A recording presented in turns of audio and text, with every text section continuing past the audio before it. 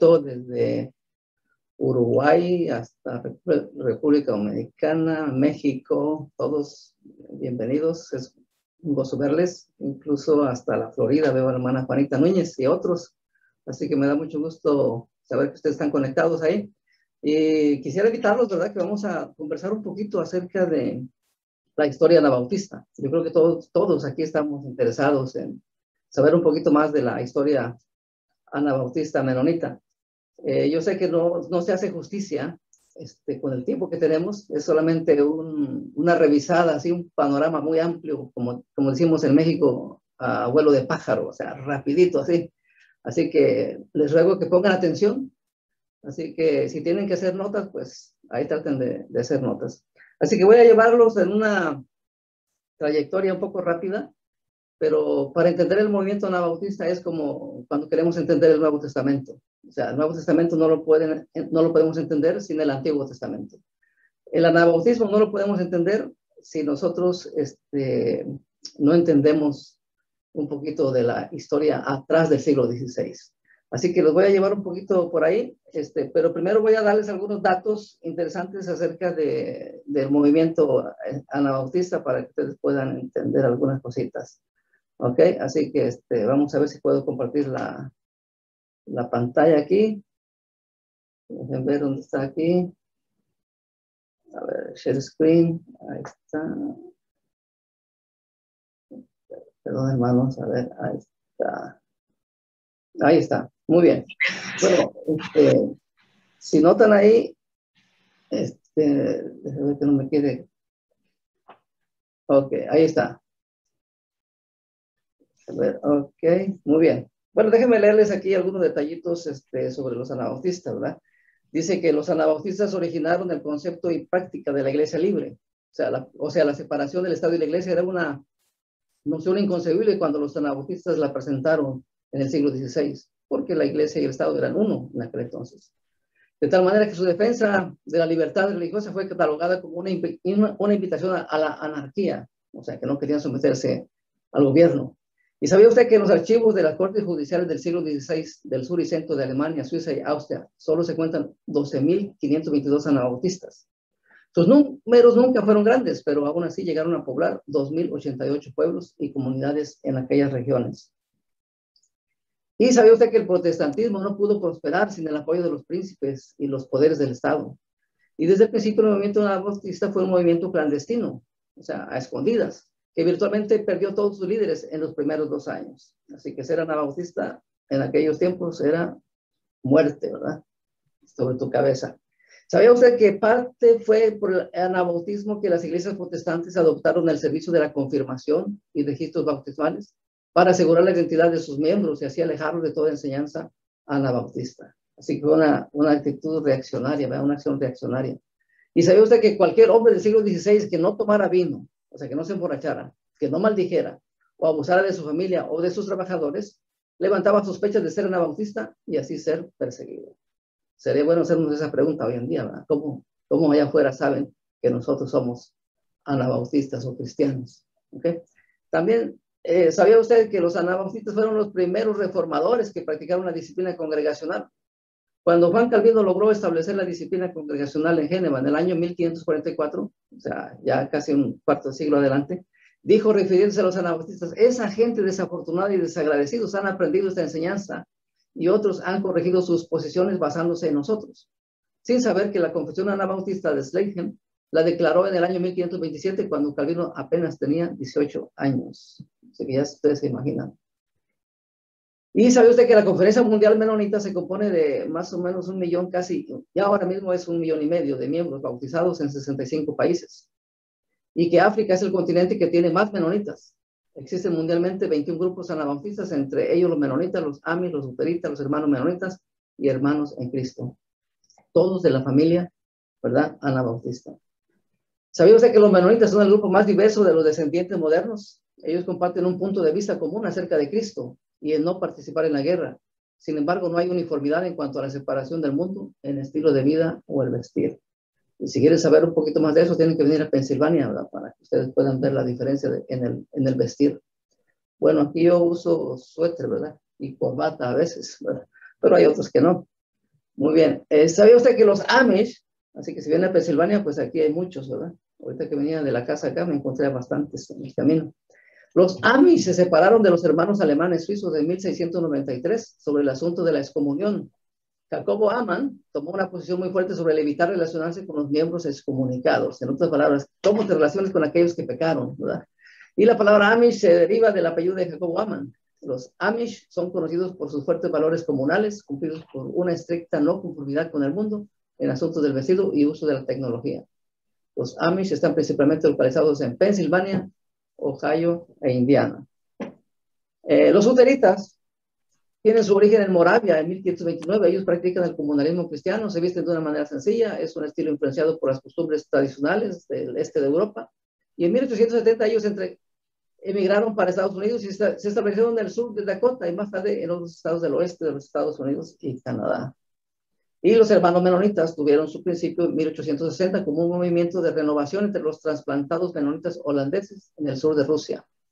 Pero desde entonces se han establecido en Norteamérica, Paraguay y otros países. Los hermanos menonitas fueron distinguidos en sus inicios por su bautismo de inmersión en vez de aspersión. Así que eso fue una distintiva de los hermanos menonitas. Los hermanos en Cristo se originaron en 1750 en Pensilvania, pero ganaron estatus oficial durante la Guerra Civil cuando sus jóvenes eran reclutados en el ejército. Ellos fueron apodados los hermanos del río debido a su hábito de bautizar en un río. Así que unos bautizaban por aspersión, otros por inmersión y otros tenían que ser en un río. Sí, ya se imaginan a la diversidad. Preámbulo histórico, como les mencionaba anteriormente, uno no puede entender al anabautismo sin entender los primeros siglos del cristianismo y tampoco pueden entender la reforma sin entender estos primeros siglos. Ya nosotros sabemos que después de la crucifixión de Jesucristo y el evangelio comenzó a dispersarse, vino una gran persecución. El evangelio se expandió por medio de la persecución, pero llegó un momento en el año 310 después de Cristo donde la iglesia y el Estado se unen. Y eso se conoce como el constantinianismo, ¿verdad? Porque Constantino, que era el emperador, tuvo una visión, ustedes ya saben la historia, que unió la iglesia y el Estado. Cuando vio un signo, ¿verdad?, de la cruz, y dijo, por este signo vencerás, y de ahí en adelante la situación cambió para la iglesia. Así que la iglesia y el Estado se unieron y hubo grandes efectos. Los efectos fueron que en esta crisis, ¿verdad?, surgió la idolatría. O sea, ahora se adoran los ídolos, ¿verdad? Todo el movimiento de íconos comenzó a tomar gran fuerza. Todo, de hecho, ya se adoraba también pedacitos de la cruz de Cristo, etcétera, etcétera. Así que allá se imaginan ustedes la idolatría tan fuerte. Todo el mundo se consideraba cristiano, conocido como el Christendom, así que tú nacías en el imperio, eras cristiano. Así que no era por ética, por estilo de vida, era simplemente por nacimiento. La corrupción del clero era muy notable, se hizo todo un asunto político. Cualquier posición se podía comprar, como cardenal, como sacerdote. Así que había una corrupción en el clero. Y la salvación era principalmente por obras. Así que ya ustedes se imaginan esta crisis tan grande. Pero hubo precursores que comenzaron a notar que la cosa no era tan buena como estaba la iglesia. Así que hubieron aquellos que levantaron pequeñas voces, o sea, pequeñas llamas, ¿ok?, para un fuego que comenzaba a surgir, a emerger. Y hay uno que se llama Pedro Baldo en la Edad Media. Pedro Baldo comisionó la traducción de la Biblia del latín al francés. Fue uno de los primeros que dijeron, la Biblia hay que tenerla en el lenguaje del pueblo para que la entiendan. Vendió su negocio, distribuyó sus bienes e hizo votos de pobreza. Así que él tenía un gran compromiso, ¿verdad?, con esa visión. Y determinó que hay que predicar el evangelio en público, porque en aquel entonces el evangelio solamente se predicaba en las grandes catedrales, en los grandes templos, en las iglesias grandes. Pero él dijo, no, hay que predicar el evangelio en todo lugar. Así que todo esto fue levantando una nueva conciencia. Y ellos comenzó a desarrollar unas creencias muy básicas, que era importante escuchar y entender la Biblia. Porque ¿de qué te sirve que te den la Biblia en latín y no entiendes? ¿Ok? Así vivieron en pobreza voluntariamente, predicaron su fe públicamente. Había fidelidad absoluta a las palabras de Jesús, eran muy literalistas, rechazaron la violencia y la asociación con el Estado. Así que ya todo esto va dando, ¿verdad?, un camino hacia la reforma y más tarde hacia la reforma radical. Así que el otro personaje que es muy notable es Juan Hus. En el año 1332 nació y murió en 1415. La autoridad de la Iglesia Católica es secundaria en las Escrituras. Wow, esto ya era bien radical, ¿no? Imagínense ustedes cuestionando a la iglesia, ¿verdad? Y que su autoridad es secundaria, no es primera, es secundaria a la escritura. Y la escritura debe ser traducida al pueblo. Lo mismo de Baldwin. La verdadera iglesia de Cristo no es equivalente a la iglesia católica. Y ya se imaginan que todos estos conceptos, todos estos principios significaban la muerte para ellos. Y de hecho, murieron martirizados. ¿Okay? Así que ya comenzamos a entender que esta es una historia muy interesante que me gustaría contarla. Yo creo que ustedes la conocen. Es la historia de Juan Tetzel.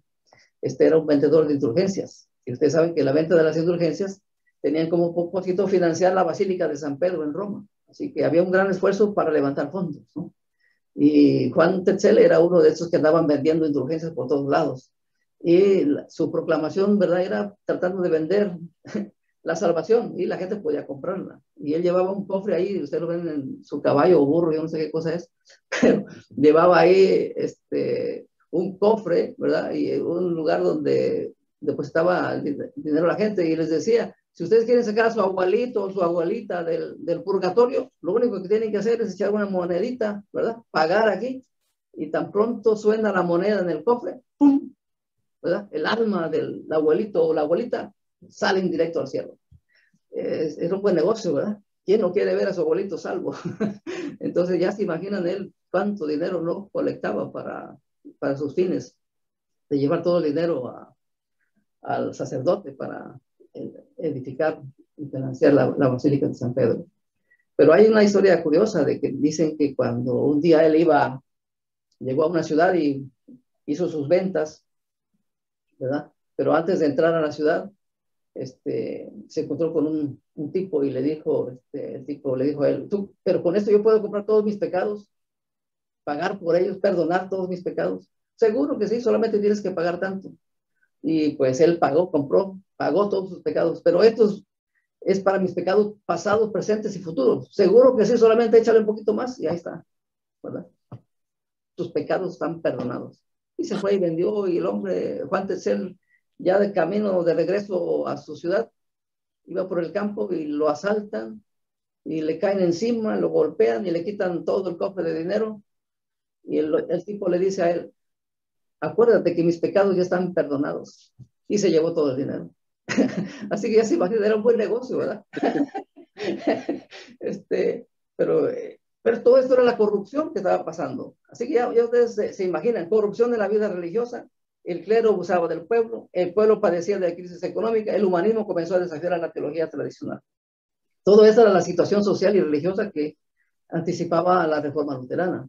Ahora, Martín Lutero en el 1517, el 31 de octubre, Martín Lutero clava sus 95 tesis en la Universidad de Wittenberg. Esto fue, como que dice, el momento clave de toda una transformación de la iglesia. Y ya ustedes saben que de este movimiento nació, ¿verdad?, lo que se conoce como el protestantismo, o sea, una segunda línea de iglesias. Ya la iglesia cristiana católica romana, ¿verdad?, se divide. Bueno, ustedes notan ahí a Juan Calvino, ¿lo ven?, clavando las 95 tesis, y este es un cuadro que se tiene de él. Así que Juan Calvino hizo una contribución, ¿verdad?, aparte de esos 95 tesis, que fue una protesta hacia las prácticas de la iglesia. Si ustedes leen, porque están en español también, si ustedes leen esas 95 tesis, ustedes se darán cuenta que él no critica realmente al Papa, ¿verdad? Él dice algunas cosas, pero no realmente no se pone muy en contra al papado. Él habló de la conciencia del verdadero camino de la salvación, nacimiento de una nueva eclesiología, la Biblia en manos del pueblo, una nueva línea protestante de iglesia. Esa fue la contribución de Martín Lutero, ¿verdad? Pero todavía le faltó ir un poquito más allá, porque ahorita vamos a ver el movimiento de la reforma radical. 4 personajes revolucionarios. Ulrico Zwinglio, que era el maestro de Felix Manz, de Conrad Grebel y de Jorge Blurach. Ahí están las fechas de nacimiento y de muerte de cada uno de ellos. Ya ustedes notan ahí a Felix Manz, que murió en 1527. Felix Manz se dice que era hijo de un sacerdote. Imagínense ustedes, desde aquel entonces los sacerdotes ya hacían sus fechorías, ¿verdad? Todavía en América Latina se conoce mucho de eso, ¿verdad? En México por lo menos, no sé en otros países, pero en México eso es muy común. Pero estos 4 personajes, ¿verdad?, y los 3 abajo eran los estudiantes. Y Ulrico Zwinglio fue el líder principal de la Reforma Suiza, fundador de la Iglesia Reformada, y le comenzó a enseñar que la Biblia no enseña sobre el bautismo infantil, pero aunque más tarde se retractó por temores de que tenía que lo fueran a matar a él por eso. Y la iglesia debe practicar solo lo que dice la escritura. Ese fue otro concepto muy clave de Ulrico Zwingli. Y él mantuvo la asociación entre la iglesia y el Estado. Él tenía miedo de separar. O sea, él creía sí que el bautismo infantil, no, la Biblia no decía nada, pero él tenía miedo de ponerlo en práctica porque sabía que podía significar la muerte para él. Así que Ulrico Zwingli fue un gran maestro, pero también tuvo mucho miedo. ¿Okay? Tres estudiantes de Ulrico, los iniciadores del movimiento anabautista, Conrad Grebo, Félix Mans y Jorge Rurak. Y ahí la historia nos dice algo muy interesante sobre ellos tres, de cómo inició el anabautismo. Ahorita se lo voy a dar, pero los anabautistas, la misión de ellos, tenían varias misiones, esos tres muchachos, ¿verdad? Uno era reformar a la iglesia a la luz del Nuevo Testamento. O sea, el Nuevo Testamento tiene prioridad. Hay que reinterpretar y reformar la iglesia a la luz del Nuevo Testamento. Y para eso el Sermón del Monte jugaba un papel muy importante en su teología. Volver a la raíz, o sea, la práctica de ser la iglesia primitiva. O sea, radicalidad consiste en la raíz, ¿verdad? Volver a la raíz, volver al principio. O sea, es posible saltar 13 siglos, o sea, del siglo XVI al siglo III o al siglo I. ¿Es posible eso, sí o no? Esa era la gran pregunta que hacían ellos. Bautizaron a los creyentes en base a su fe en Jesucristo, por lo tanto invalidaban el bautismo infantil. O sea, eso fue el acto más radical del siglo XVI, ¿no? Aparte de las 95 tesis. Y 4, vivir el sermón del monte como la nueva ética del reino de Dios.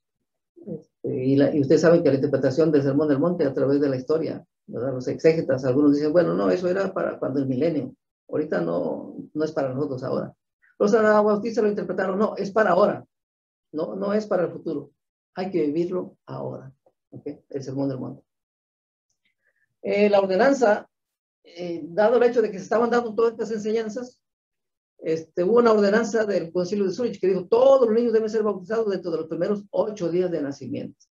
Así que se puso como ley para tratar de contrarrestar de que el movimiento anabautista, ¿verdad? O sea, las enseñanzas, por lo menos, no tomaran vida. Entonces se dijo, no, todo el mundo debe ser bautizado en los primeros 8 días de nacimiento. Y hasta el día de hoy, ¿verdad? Todavía la Iglesia Católica mantiene eso. ¿Okay? La segunda ordenanza del Concilio de Zúrich se prohíbe estrictamente que todos los que manifiestan oposición al bautismo infantil se reúnan. Cualquiera que no se sujete a esas ordenanzas será multado. Aquí no está hablando todavía de muerte, pero ya está hablando de que hay que pagar un precio y hay que pagar una multa. Ahora, es lo que las crónicas suteritas nos dicen acerca de cómo nació el movimiento anabautista. Eso es muy interesante. Yo creo que todos los anabautistas menonitas debemos de saber, ¿verdad? Este detalle de enero 21 de 1525 que sucedió en Zurich, Suiza. Dice la crónica suteritas que los hermanos se reunieron secreta e ilegalmente en la casa de Félix Mans.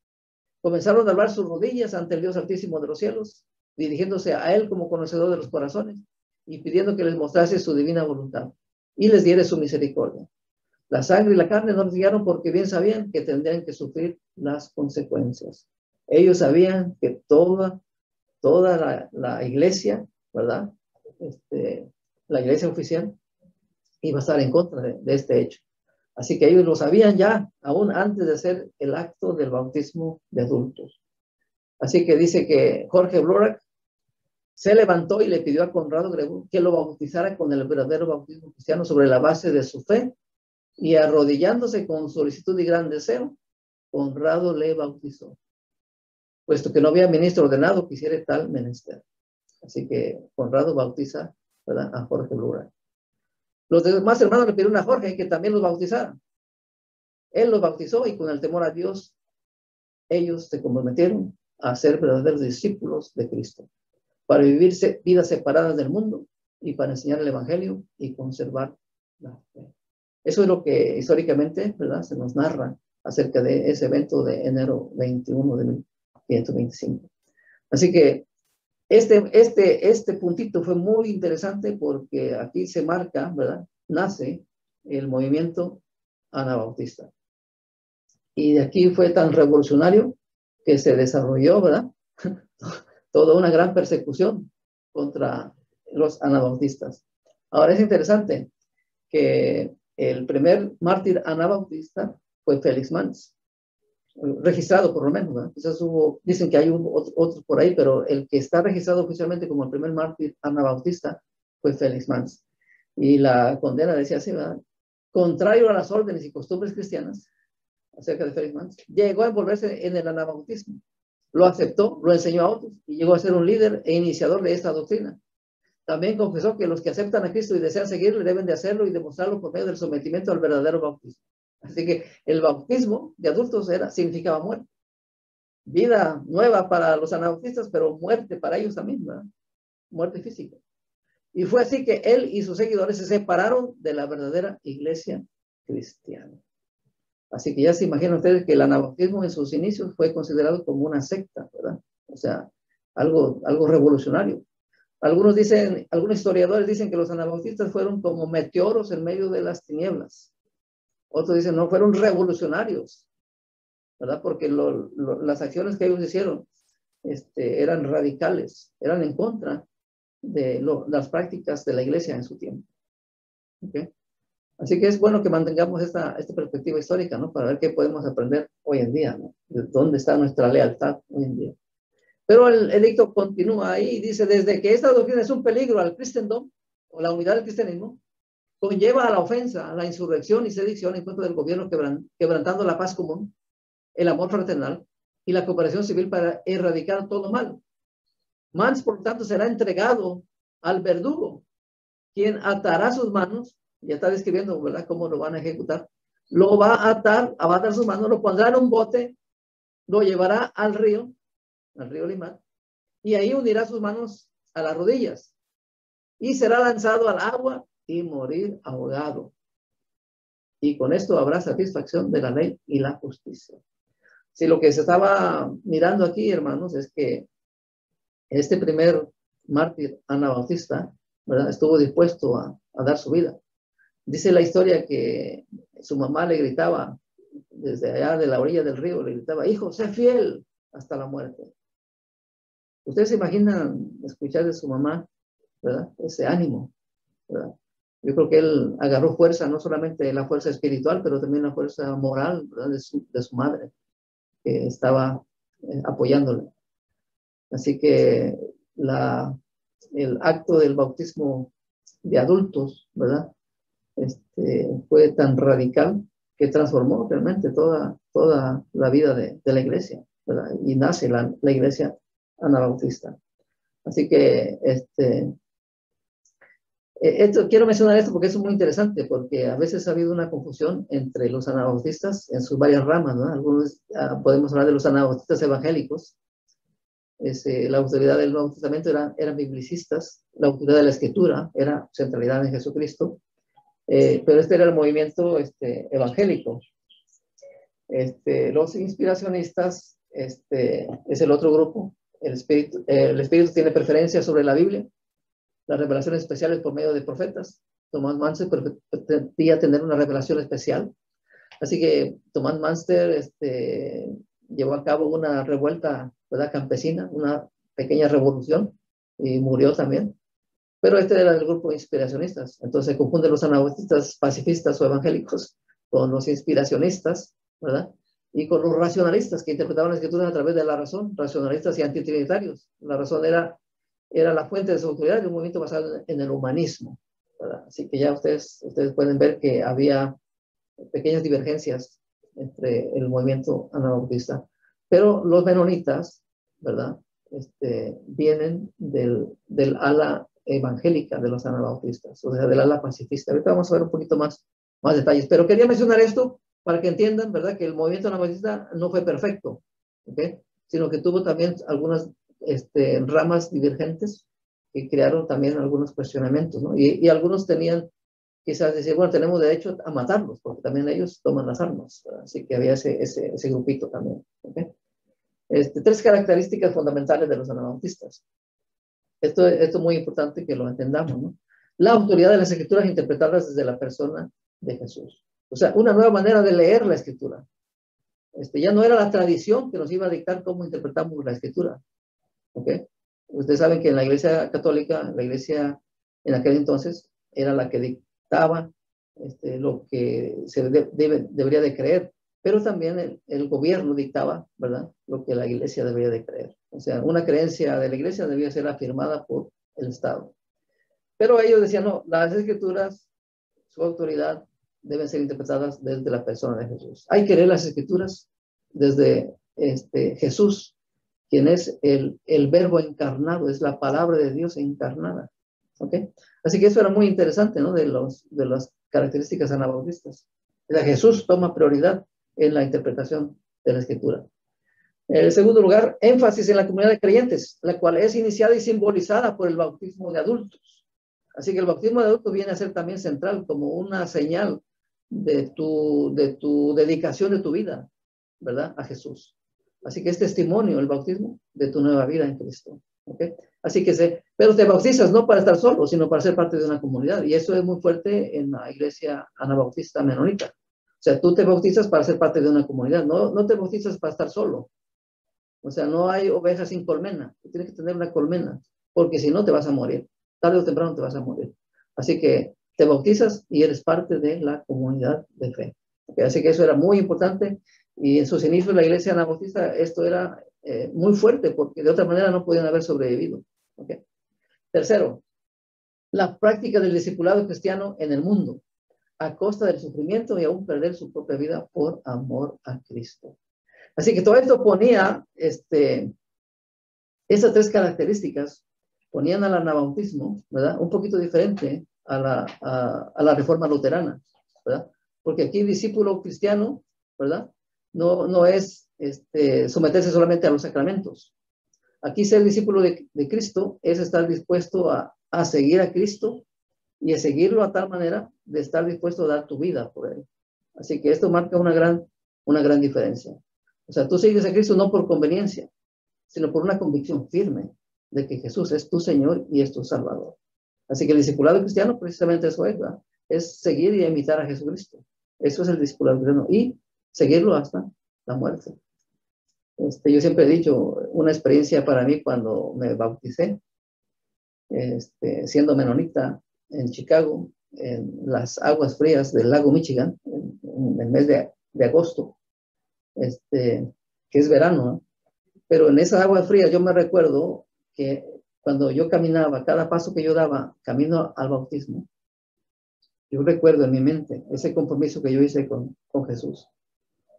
Y yo en mi mente, en mi corazón, yo decía, Jesús, de aquí te seguiré hasta la muerte.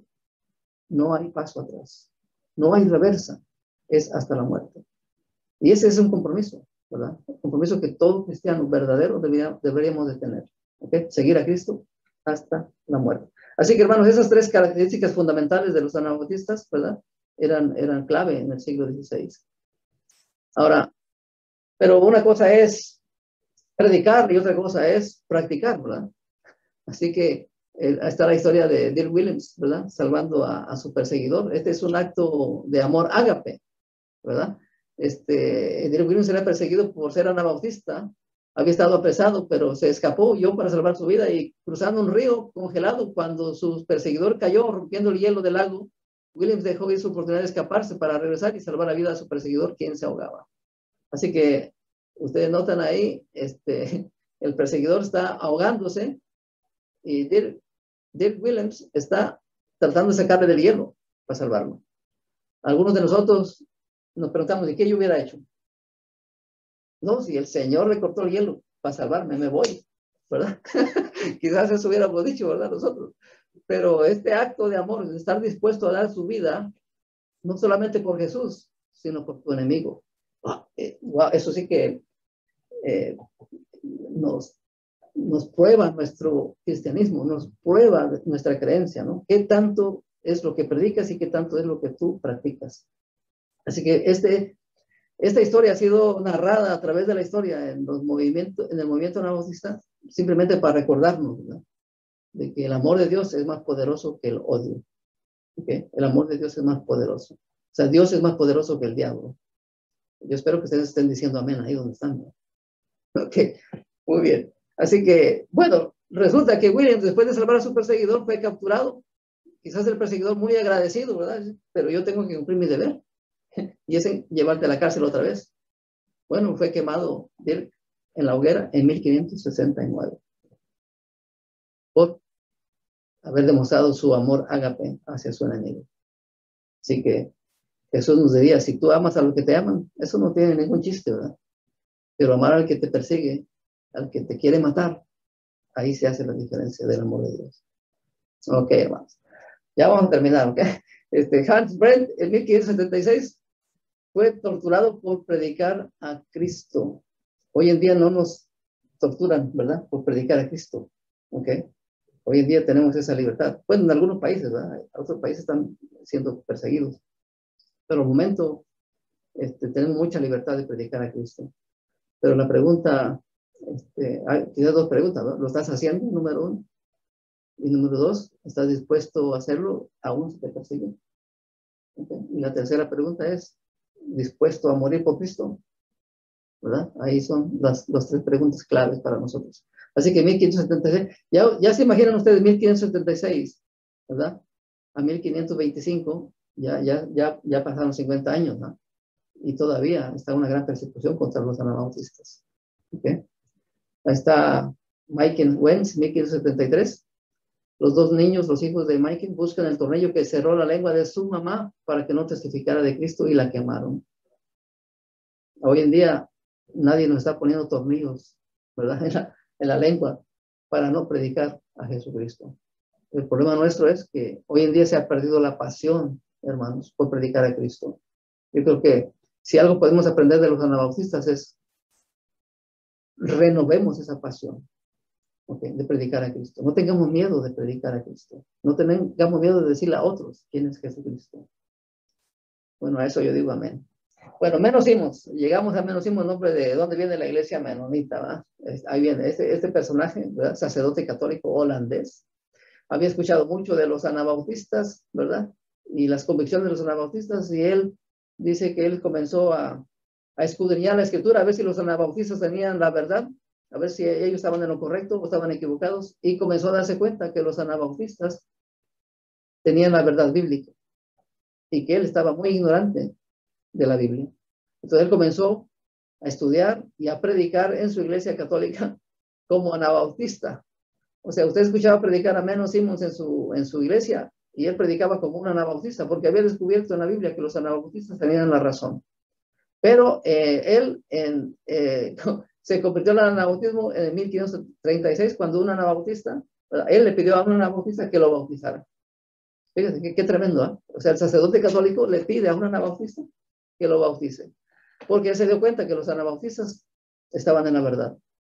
Así que él se convierte al anabautismo en 1536 y es bautizado por un anabautista. Bueno, ya ustedes notarán que una vez bautizado lo corrieron de la iglesia, ¿verdad? Ya no dejó de ser sacerdote. Así que él comenzó a ser un escritor prominente de las creencias anabautistas. De hecho, los anabautistas le pidieron a Menno Simons que él fuera uno de sus líderes, ¿verdad? Que él fuera como su pastor. Así que él llegó a ser el pastor prácticamente de los anabautistas y promotor de la doctrina pacifista y de benevolencia. Así que muchas de las prácticas, ¿verdad?, que tenemos hoy en día, podemos decir, gracias a Dios, que en el movimiento anabautista hubo un Menno Simons que pudo predicar y recapturar, ¿verdad?, la enseñanza bíblica y nuevo testamentaria de lo que es el pacifismo y de lo que es la comunidad de fe en su ayuda mutua, ¿verdad? Por eso en la iglesia anabautista menonita es muy fuerte, ¿verdad?, la ayuda mutua. Tenemos el Comité Central Menonita, por ejemplo, que es una organización mundial en el mundo, ¿no? Y no importa si eres anabautista o no, la ayuda siempre va a llegar porque eres un ser humano que necesita experimentar el amor de Dios y necesita, ¿verdad?, la ayuda. Así que la ayuda mutua es muy, muy fuerte. Así que hay muchas historias de la iglesia menonita a través del mundo, ¿verdad?, de cómo la iglesia menonita ha ayudado a muchos grupos, muchas comunidades, especialmente cuando hay desastres, cuando hay pestilencias, cuando hay hambre, cuando hay sequías. Ahí aparece la iglesia menonita. Y yo doy gracias a Dios por la iglesia menonita y los anabautistas, ¿verdad?, que han tomado en serio este mandato, de que el evangelio es más que palabras, el evangelio son hechos. Amén, amén. Parece que solamente yo estoy diciendo amén, pero está bien, no se preocupen, hermanos. Ay, Álvaro Pedro, Ciudad de México, dice amén también, ok, muy bien. Déjeme ir concluyendo, hermanos, ya se el tiempo, se me está acabando. Ya me hicieron señal aquí que me quedan poquitos minutos. Bueno, miren, al final del siglo XVI los anabautistas tenían claras algunas convicciones. El cristiano verdadero sigue a Jesús sin importar las consecuencias, así que eso está claro, ok. Déjeme aquí, algo que me salió aquí. Segundo, que la Biblia es autoritativa en la vida del creyente. Así que la Biblia es clave. No puede haber, por eso hermanos, aquí hoy en día, si en la iglesia menonita, en la iglesia anabautista sacamos a Cristo y a la Biblia, no tenemos nada. ¿Ok? No tenemos nada. ¿Ok? Así que es muy importante la Biblia y Jesucristo, estar centrados ahí. Tercero, la iglesia y el Estado deben estar separados. Hermanos, por eso hoy en día envolverse en la política es un poquito peligroso. Y sabe que la iglesia evangélica en Estados Unidos, la iglesia cristiana, ha sido dividida terriblemente, ¿verdad? En estos últimos años por la política. Tenemos que aprender de los anabautistas. Tenemos que aprender a ellos. El reino de Dios es una cosa y el reino de este mundo es otra cosa. El problema nuestro es que a veces tratamos de casarlos. Y ahí es donde vienen los problemas, serios problemas. Así que tengamos claro esa enseñanza. 4. La iglesia es una comunidad de fe, una comunidad de bautizados, comprometidos a vivir el reino de Dios aquí y ahora. Eso era en el siglo XVI. Quiere el Señor, hermanos, que hoy en día, aquí, la iglesia anabautista, la iglesia menonita, en el siglo XXI, podamos nosotros ser hombres y mujeres comprometidos, ¿verdad? A vivir el reino de Dios aquí y ahora. La disciplina en la iglesia es necesaria para mantener la pureza de la iglesia. Esto es tremendo. Esto a veces no nos gusta, pero eso es necesario. Algunas iglesias protestantes ya no quieren practicar la disciplina. Y evangélicas también. Pero yo creo que es algo que tenemos que mantenernos. Si queremos, si realmente nos amamos los unos a los otros, debemos aceptar la disciplina. De hecho, los anabautistas cuando se bautizaban en el siglo XVI, una de las preguntas que le hacían es, aparte de que si has aceptado a Cristo, ¿verdad? Y tienes vida nueva y quieres caminar en vida nueva, también se les decía, ¿verdad? ¿Estás dispuesto a someterte a la disciplina en caso que sea necesario? O sea, si pecares. Es una pregunta muy válida, contemporánea, que tenemos que hacer todavía hoy a nuestros hermanos que bautizamos. 6. Los discípulos de Jesús están comprometidos con la paz y la no violencia. O sea, este era algo también distintivo, ¿no? De nuestra tradición anabautista menonita, ¿verdad? Es paz y no violencia. O sea, el shalom de Dios llegando a todos nosotros. Número 7, la ayuda mutua entre los creyentes. No debe haber mendigos entre los hermanos. O sea, por dioseros necesitados, ¿verdad? Habrá, pero nosotros somos llamados a ayudar. Así que qué bueno, en las iglesias menonitas, que tenemos un fondo de compasión. No sé, debemos hacer un censo en las iglesias menonitas, ¿verdad? ¿Cuántas iglesias tienen un fondo de compasión? Que es precisamente para ayudar a nuestros hermanos necesitados. Y no solamente a nuestros hermanos necesitados, pero en la comunidad también. Así que, hermanos, ese es un gran desafío, ¿verdad? De la historia del legado de los anabautistas. Número 8, estar dispuestos a seguir a Jesús hasta la muerte. Así que este legado histórico, hermanos, de los anabautistas, que reclaman un discipulado radical de seguir e imitar a Jesús, ¿verdad? El Señor en la vida. Así que pueden venir muchas preguntas a nuestras mentes, ¿verdad? Pero las preguntas es de estas creencias del siglo XVI, ¿verdad? ¿Cómo estas nos ayudan hoy en día, por lo menos a recordarnos de esta historia anabautista, ¿verdad? Que nos ayuda y nos desafía hoy en día para ser una mejor iglesia. Quizás no la iglesia perfecta, pero sí una iglesia que demuestra el amor y la compasión de Dios en el mundo. Y ahí donde estemos, ¿verdad? En Uruguay, en México, en República Dominicana, Cuba, Estados Unidos, donde quiera que estemos, ¿verdad? ¿Cómo manifestamos el reino de Dios? ¿Cuáles son las señales que nosotros estamos dando en las comunidades donde estamos? ¿Okay?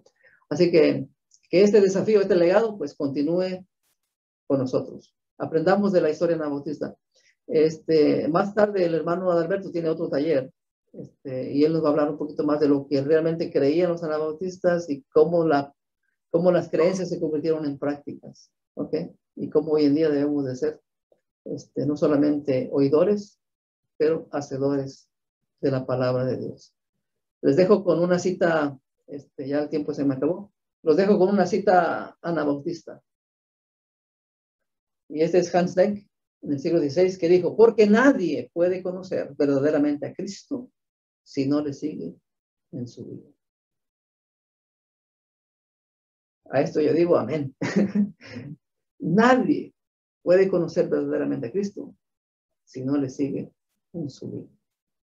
En otras palabras, si te dices cristiano, si te dices seguidor de Cristo y no le obedeces, los anabautistas dirían, aunque te pongas 1000 letreros que digas que eres cristiano, pero si no obedeces a Cristo, no eres cristiano. Así de sencillo. Así de sencillo. Pero hermano, esa es una gran verdad. Nadie puede conocer verdaderamente a Cristo si no le sigue en su vida. Si tú no le obedeces, ¿verdad? Como diríamos en México, estamos perdiendo nuestro tiempo. ¿Okay? Así que hermanos, yo espero que ustedes hayan recibido un poquito de ánimo, ¿verdad? Perdone si les exhorté un poquito, pero yo creo que el desafío anabautista sigue siendo hoy para nosotros también, ¿verdad? Que evaluemos, discernamos hoy en día dónde estamos, qué estamos haciendo como iglesia, y que esta experiencia de los anabautistas nos impulse un poquito, ¿verdad? A mantener siempre a Cristo en el centro, de ser cristocéntricos en todo lo que hacemos, ¿verdad? Así que hermanos, gracias por su tiempo, Dios les bendiga. Como les dije yo, es todo un curso, ¿verdad? Podríamos hablar de menos por 6 horas, ¿verdad? O de Conrado Grebel, ¿verdad? Podríamos hablar por horas de cómo ellos vivieron y enseñaron, pero el tiempo se nos terminó. Así que gracias hermanos por su atención. Espero que hayan aprendido aunque sea un poquito, o recordarles, ¿verdad? Yo creo que les recordé muchas cosas, pero sigamos estudiando, ¿verdad? Y si quieren, ¿verdad? Les recomiendo un libro que se llama El espejo de los mártires, ¿verdad? Está en inglés, muy bueno. Es una colección así de gruesa de historias de mártires anabautistas. Y por supuesto, la confesión de fe es algo muy bueno para que nosotros leamos, ¿verdad? En la iglesia de Neofola estamos predicando la confesión de fe, capítulo por capítulo. Dios les bendiga, mis hermanos. Terminó mi tiempo. Shalom de Dios para todos. Amén.